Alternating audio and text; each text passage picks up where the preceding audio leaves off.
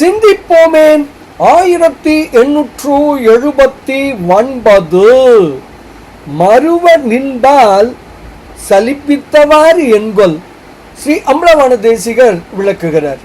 பெண்களின் இனிய சொற்களால் ஏற்படும் பித்தும் அவர்களுடைய தோள் போன்ற அங்கங்களால் ஏற்படும் பித்தும் என என்னை பல்வேறு பித்துக்கள் பிடித்திருக்கின்றன.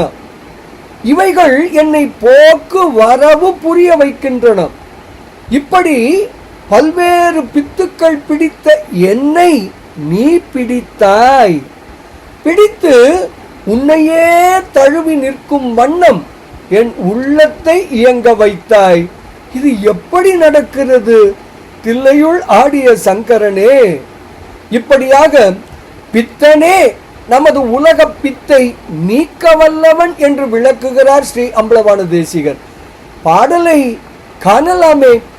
சொலில் பித்தும் மாதர் துணை தோள் இணையவர் துங்க பங்கம் புளிர்ப்பித்து போக்கு வரவோடும் பூட்டி பொருந்த தன்பால் வலிப்பித்த பித்தன் எனைத்தான் பிடித்து மறுவ நின்பால் சலிப்பித்தவாறு என்கொல்.